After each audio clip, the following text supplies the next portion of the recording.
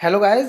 Samsung का A56 जो कि 40,000 रुपये का है वो एक्चुअली में स्लो है सैमसंग के ही M56 से जो कि 25,000 रुपये में आ रहा है। अब इतना होता तो फिर भी ठीक था, लेकिन स्क्रीन में भी देख लो, स्क्रीन हमें ज़्यादा अच्छी देखने के लिए मिलती है M56 के अंदर, क्योंकि बेजल्स जिस फ़ोन के सबसे कम होंगे उसी को यूज़ करने का एक्सपीरियंस अच्छा रहेगा। अब परफॉर्मेंस की बात करें, जो टाइम टू टाइम हर फ़ोन की स्पीड स्लो होती है, कोई भी फ़ोन नए की तरह काम नहीं करता हमेशा के लिए।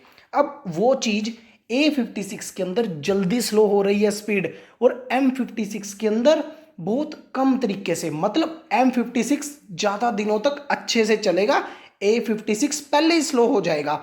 अब क्या सैमसंग ने इसमें कोई गड़बड़ कर दी, और क्या होगा अगर मैं आपको बताऊं कि इस चीज़ को आप लोग सोल्व भी कर सकते हो।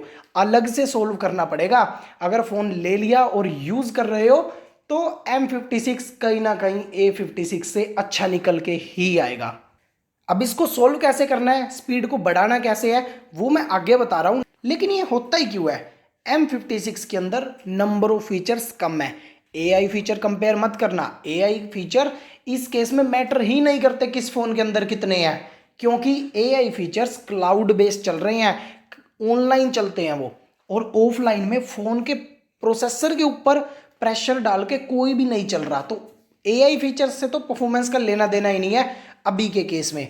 बट जो नंबर ऑफ फीचर्स है वो M56 के अंदर कम है, A56 के अंदर ज़्यादा है। ऑल्सो अगर ये चीज़ देखो, एनिमेशन जो एप्लीकेशन ओपन क्लोज की है, सर्च करते हो सेटिंग के अंदर उसकी एनिमेशन, और वन यूआई में सैमसंग ने हर चीज़ के अंदर एनिमेशन डालने की कोशिश की है। तो वो सारी एनिमेशन अगर हम कंपेयर करें A56 के अंदर ज़्यादा है, M56 के अंदर कम है। और सबसे बड़ा डिफरेंस तो गुड लॉक का ही है। गुड लॉक के इतने सारे मॉड्यूल्स A56 के अंदर सैमसंग ने दिए हैं, तो इन सारी चीज़ों से A56 हैवी हो रहा है कहीं ना कहीं। अगर सैमसंग इस केस में एक पावरफुल हार्डवेयर दे देता जो कि इन सभी चीज़ों को हैंडल कर लेता तो ज़्यादा अच्छा था, लेकिन ऐसा नहीं दिया। अब क्या हो रहा है, फ़ोन कहीं ना कहीं हैवी फील कर रहा है, जो कि A सीरीज़ में हमेशा से ही चला है। ये कोई नई बात नहीं है A सीरीज़ के लिए।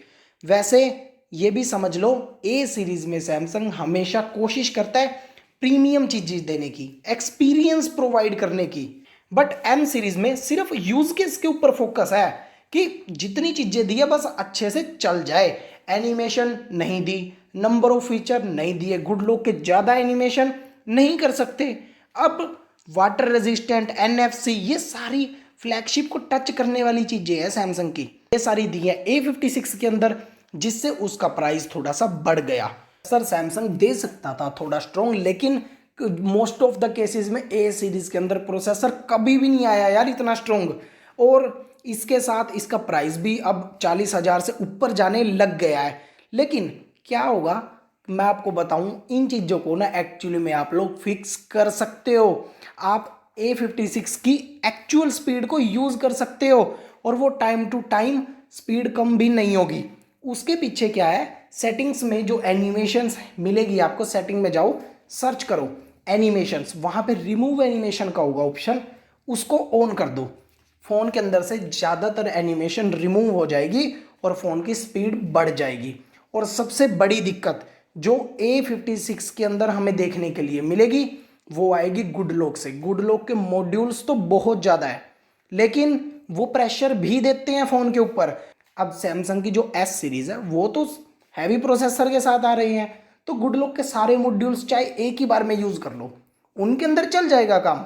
लेकिन A56 के अंदर क्या है, सारे यूज़ नहीं करने, एक लिमिट तक ही, मतलब 2-3 फीचर ऑन करो गुड लॉक के, हो जाएगा काम आपका, अच्छे से चलेगा फ़ोन। लेकिन अगर आप ये सोचोगे कि मैं हर एक एनिमेशन को यूज़ करूं, तो धीरे धीरे आपका फ़ोन स्लो होने लग जाएगा और प्रॉब्लम आएगी। इसीलिए कम एनिमेशंस को यूज़ करना, तो फ़ोन की स्पीड स्टेबल रहेगी और आपको A56 के अंदर M56 से ज़्यादा स्पीड देखने के लिए मिल जाएगी। बट एट द एंड ये चीज़ याद रखना, A56 आपका एक्सपीरियंस के लिए है, स्मूथनेस के लिए, प्रीमियम चीज़ों के लिए है, और M56 आपका सिर्फ यूज़ केस के ऊपर फोकस करता है। लेकिन हर फ़ोन टाइम के साथ स्लो तो होता है। आपने कोई भी फ़ोन लिया हो, क्या वो वैसा ही चल रहा है जैसा वो पहले दिन चल रहा था? नहीं ना।